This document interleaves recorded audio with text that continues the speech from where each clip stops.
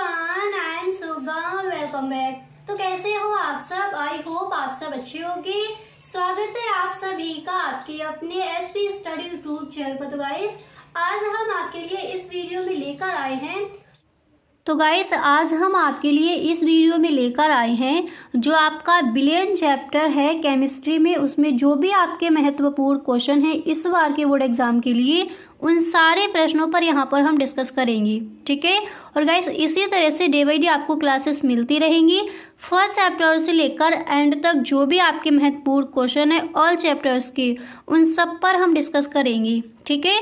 तो आज हमारा जो फर्स्ट चैप्टर है, जो आपका बिलियन यानी सॉल्यूशन, उसमें जो भी आपके महत्वपूर्ण क्वेश्चन है उन सारे प्रश्नों को यहाँ पर हम देखेंगे कि कौन कौन से ऐसे प्रश्न हैं जो इस बार के बोर्ड एग्जाम के लिए इम्पोर्टेंट है और कौन कौन से आपको तैयार करने हैं फर्स्ट चैप्टर में। ठीक है।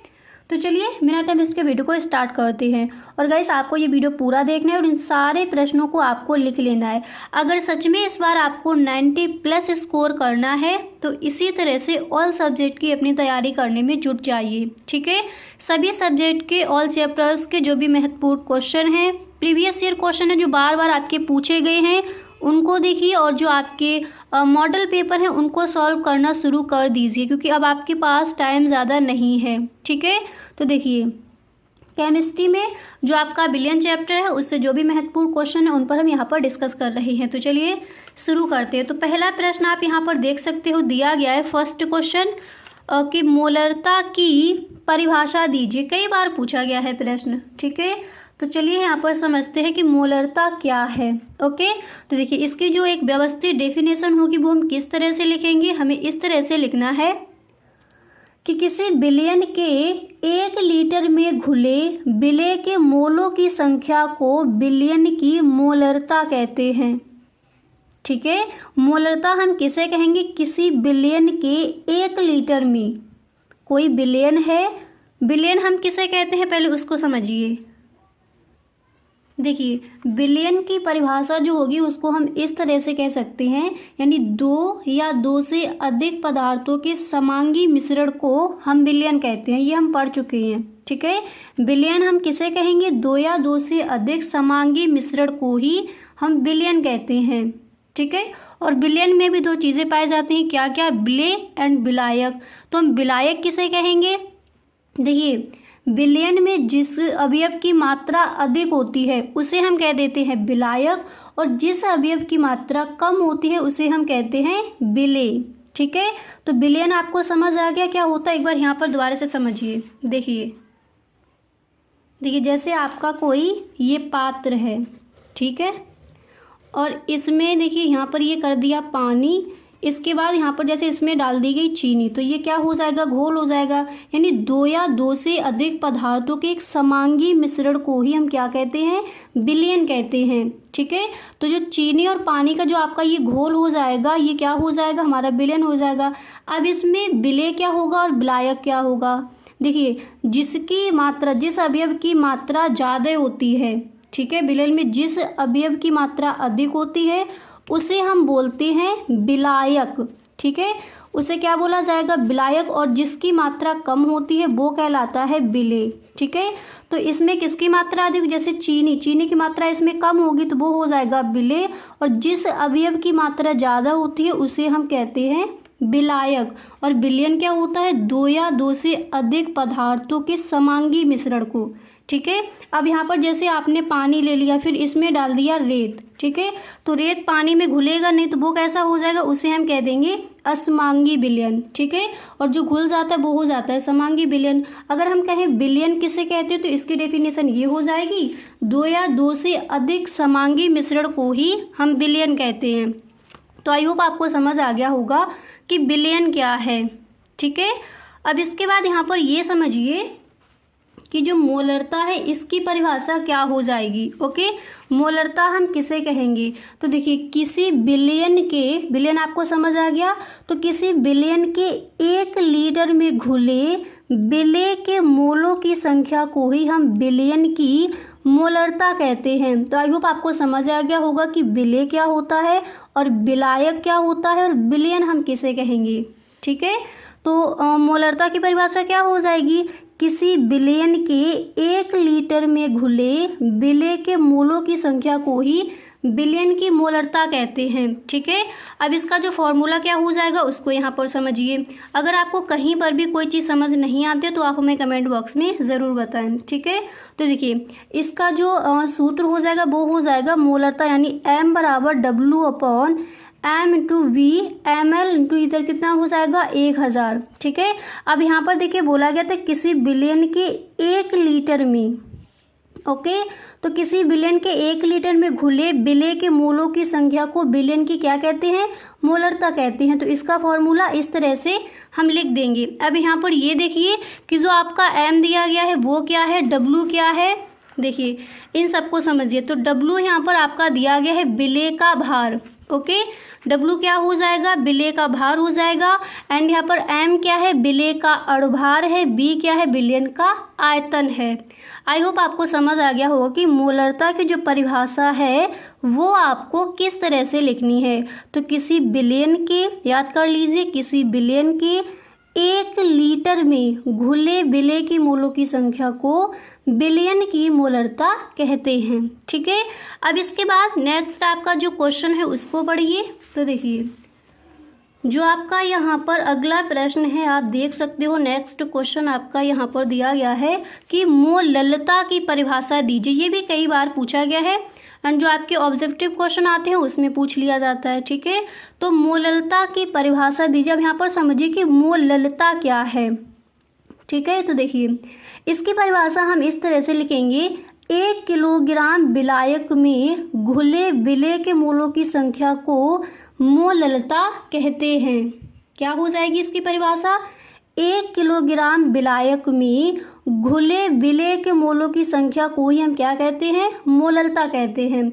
और विलायक क्या होता है, जैसे आपका कोई बिलियन दिया गया, बिलियन क्या होता है, 2 या 2 से अधिक समांगी मिश्रण को हम बिलियन कहते हैं।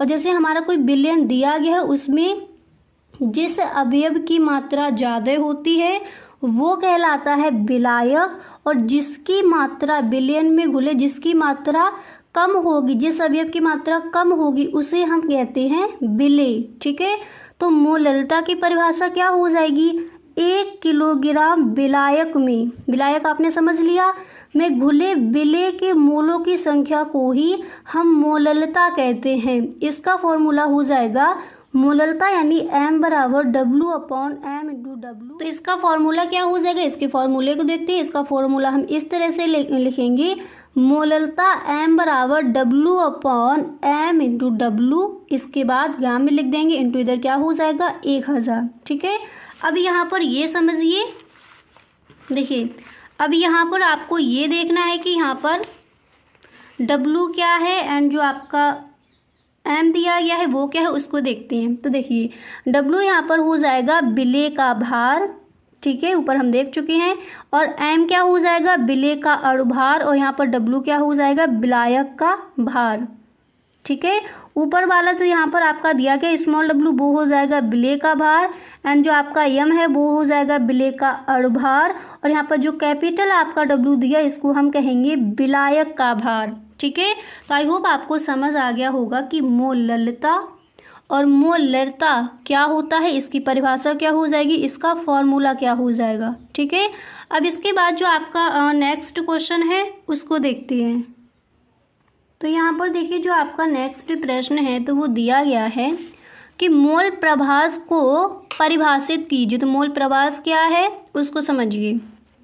तो देखिए बिलियन में उपस्थित किसी घटक का मोल प्रभास उस घटक के मोलों की संख्या तथा बिलियन में उपस्थित कुल घटक के मोलों की संख्या के अनुपात को मोल प्रभास या फिर मोल अंश कहते हैं। इसके बाद आप लिखोगे इसे x से प्रदर्शित यानी इसे x से रिप्रेजेंट किया जाता है। अब यहाँ पर मोल प्रभास या फिर मोल अंश की जो परिभाषा है वो क्या दी गई थी, एक बार दोबारा से पढ़िए फिर आपको अच्छे से क्लियर हो जाएगा। देखिए बिलियन में उपस्थित किसी घटक का मोल प्रभास उस घटक के मोलों की संख्या तथा बिलियन में उपस्थित कुल घटक के मोलों की संख्या के अनुपात को मोल प्रभास या फिर मोल अंश कहते हैं। इसे किससे रिप्रेजेंट किया जाएगा? एक्स से इसे दर्शाते हैं। ठीक है, तो देखिए अवयव का मोल प्रभास बराबर क्या हो जाएगा? अवयव के मोलों की संख्या अपॉन कुल मोलों की संख्या। और यही यहाँ पर बताया गया था कि विलयन में उपस्थित किसी घटक का मोल प्रभास उस घटक के मोलों की संख्या तथा विलयन में उपस्थित कुल घटक की संख्या के अनुपात को, ठीक है, संख्या के अनुपात को मोल प्रभास या फिर मोल अंश कहते हैं। तो इसका फॉर्मूला क्या होगा? अवयव का मोल प्रभास बराबर अवयव के मोलों की संख्या अपॉन कुल मोलों की संख्या, उसी को हम कहते हैं मोल प्रभास। ठीक है, अच्छे से क्लियर हो गया। इस तरह से भी क्वेश्चन आस्क किया जाता है कि मोल अंश क्या है, या फिर इस तरह से पूछ लिया जाएगा कि मोल प्रभास क्या है। ठीक है, तो आई होप आपको यहाँ पर ये क्लियर हो गया होगा। अब देखिए इसका जो फॉर्मूला होगा वो क्या हो जाएगा? देखिए एक बार इसको दोबारा से पढ़िए। बिलियन में उपस्थित, कोई बिलियन है तो बिलियन में उपस्थित किसी घटक का मोल प्रभास उस घटक के मोलों की संख्या तथा बिलियन में उपस्थित कुल घटक के मोलों की संख्या। ठीक है, क्या दिया गया था कि उस घटक के मोलों की संख्या तथा बिलियन में उपस्थित कुल घटक के मोलों की संख्या के अनुपात को ही हम मोल प्रभास कहते हैं। ठीक है, तो हम इस तरह से लिखेंगे कि एक्स ए बराबर N A upon N A plus N B, यानी अवयव के मोलों की संख्या, इसके बाद कुल मोलों की संख्या। ठीक है, तो यहाँ पर हो जाएगा अवयव के मोलों की संख्या एन ए, इसके बाद दिया गया है कुल मोलों की संख्या तो N A plus N B. इसके बाद हम इसे इस तरह से लिखेंगे, जब देखिए एक्स ए बराबर N A upon N A plus N B, तो एक्स बी बराबर क्या हो जाएगा? N B upon N B plus N B. ठीक है, इस तरह से इसको हम लिखेंगे। तो अच्छे से आपको क्लियर हो गया कि मोल प्रभास क्या है, इसकी परिभाषा क्या हो जाएगी, इसका जो फॉर्मूला है वो आपको किस तरह से लिखना है। ठीक है, तो किसी अच्छे से याद कर लीजिए, किसी बिलियन में उपस्थित किसी घटक के मोल प्रभास उस घटक के मोलों की संख्या तथा बिलियन में उपस्थित कुल घटक के मोलों की संख्या के अनुपात को ही हम मोल प्रभास या फिर मोल अंश कहते हैं। इसको हम एक्स से रिप्रेजेंट करते हैं। तो एक्स ए बराबर N A upon N A plus N B हो जाएगा। तो यहाँ पर देखिए एक्स बी बराबर क्या हो जाएगा? N B upon N A plus N B. तो इस तरह से हम इस फॉर्मूले को लिखेंगे। क्लियर? अब इसके बाद आगे देखते हैं।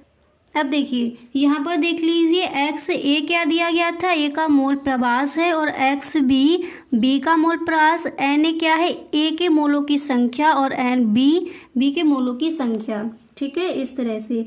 अब इसके बाद देखिए जो आपका नेक्स्ट क्वेश्चन है वो क्या दिया गया है उसको पढ़ते हैं। ये very very most important question है, कई बार ये बोर्ड एग्जाम में आस्क किया गया है। ठीक है, तो यहाँ पर देख लीजिए जो आपका प्रश्न है तो वो दिया गया है कि क्वथनांक में उन्नयन से आप क्या समझते हैं।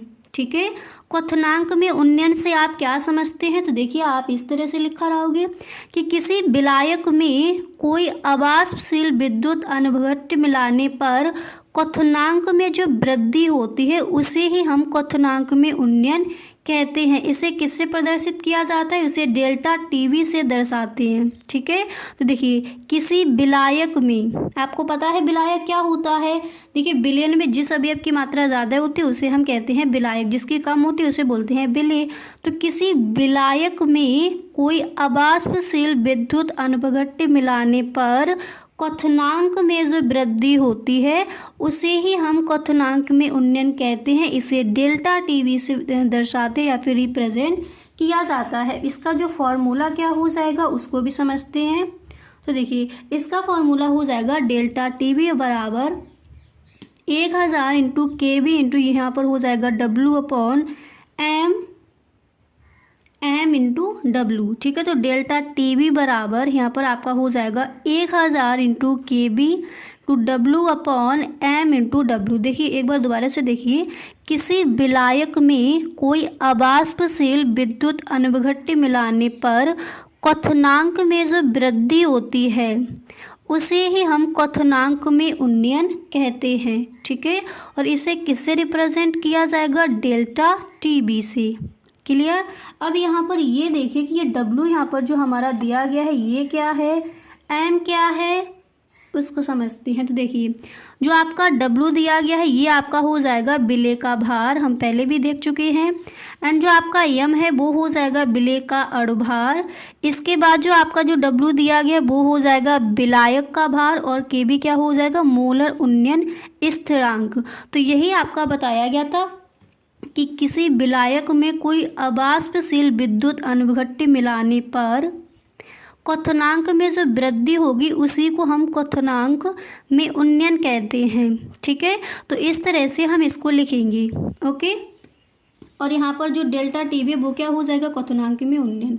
अब इसके बाद देखिए यहाँ पर जो आपका नेक्स्ट प्रश्न है वो क्या दिया गया है उसको समझते हैं। ठीक है, तो देखिए अगला प्रश्न आपका है कि हिमांक में अवनमन से आप क्या समझते हैं, कई बार क्वेश्चन पूछा गया है। ठीक है, तो देखिए इसको हम इस तरह से लिखेंगे, किसी विलायक में कोई अबाष्पशील विद्युत अनभिघट्य मिलाने पर हिमांक में जो कमी होती है उसे हम हिमांक में अवनमन कहते हैं।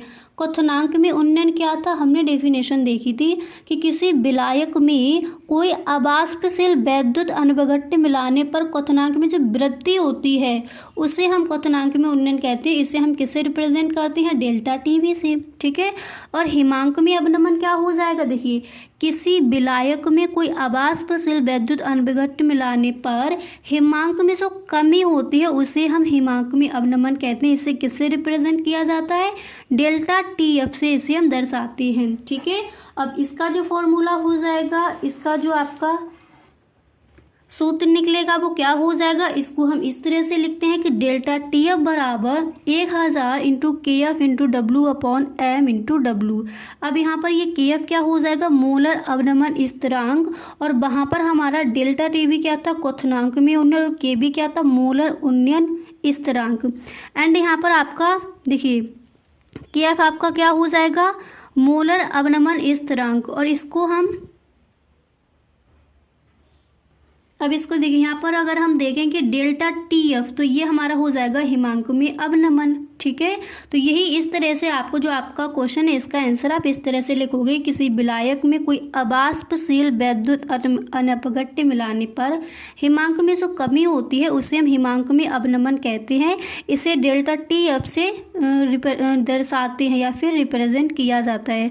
तो डेल्टा TF बराबर हो जाएगा 1000 into KF into W upon M into W। ठीक है, KF हो जाएगा मोलर अवनमन स्थिरांक और डेल्टा TF हो जाएगा हिमांक में अवनमन। इसके बाद जो आपका नेक्स्ट क्वेश्चन है वो क्या है उसको देखते हैं। अब यहाँ पर देखिए जो आपका अगला प्रश्न है तो आप देख सकते हो नेक्स्ट क्वेश्चन है कि अर्धपारगम्य झिल्ली क्या होती है, कई बार प्रश्न पूछा गया है। ठीक है, तो अर्धपारगम्य झिल्ली क्या है इसको समझते हैं। देखिए अर्धपारगम्य झिल्ली एक ऐसी झिल्ली होती है जिसमें से विलायक के कण तो आसानी से आर पार गुजर जाते हैं, लेकिन विलेय के कणों के गुजरने से बाधा उत्पन्न होती है। ठीक है, उसी को हम कहते हैं अर्धपारगम्य झिल्ली। ठीक है, और हम समझ चुके हैं कि विलेय क्या होता है और विलायक क्या होता है। ठीक है, आपका विलयन है, जिस अवयव की मात्रा उसमें अधिक होगी वो हो जाएगा विलायक, और जिसकी मात्रा कम होगी उसे हम कहते हैं विलयन। जैसे आपका चीनी और पानी का घोल है तो इसमें चीनी आपकी क्या हो जाएगी, विलेय हो जाएगी, पानी क्या हो जाएगा, विलायक हो जाएगा। विलयन क्या था, दो या दो से अधिक पदार्थों के समांगी मिश्रण को हम विलयन कहते हैं। ठीक है, तो अर्धपारगम्य झिल्ली क्या होती है इसको दोबारा से समझिए। देखिए अर्धपारगम्य झिल्ली एक ऐसी झिल्ली होती है जिसमें से विलायक के कण तो आसानी से आर पार गुजर जाते हैं, लेकिन विलेय के कणों के गुजरने से बाधा उत्पन्न होती है, जैसे अंडे की झिल्ली या फिर प्याज की झिल्ली। ठीक है, इस तरह से। अब इसके बाद यहाँ पर जो नेक्स्ट क्वेश्चन है उसको पढ़ते हैं। आप देख सकते हो अगला प्रश्न आपका यहाँ पर दिया गया है कि परासरण दाब क्या है। Very very most important question है आपका इस चैप्टर से। जो आपका प्रश्न क्या है कि परासरण दाब को परिभाषित कीजिए, परासरण दाब क्या है। तो चलिए इसको समझते हैं। देखिए विलायक को कम सांद्रता वाले विलयन से, विलायक को कम सांद्रता वाले विलयन से अधिक सांद्रता वाले विलयन की ओर अर्धपारगम्य झिल्ली द्वारा गुजारना परासरण कहलाता है। अब एक बार इसको दोबारा से समझिए कि जो परासरण है वो क्या है। ठीक है, तो देखिए, विलायक को कम सांद्रता वाले विलयन से अधिक सांद्रता वाले विलयन की ओर अर्धपारगम्य झिल्ली द्वारा गुजारना परासरण कहलाता है तथा परासरण क्रिया को रोकने के लिए लगाया गया न्यूनतम दाब परासरण दाब कहलाता है। ठीक है, इस तरह से आपको जो आपका क्वेश्चन था कि परासरण दाब क्या है, इसको आप इस तरह से लिखोगे।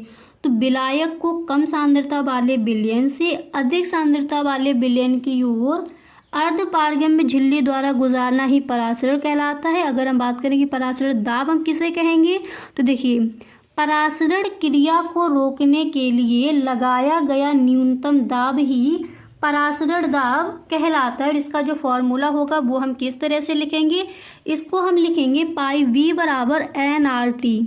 ठीक है, अब यहाँ पर देखिए, जो आपका ये पाई है क्या, ये है आपका परासरण दाब।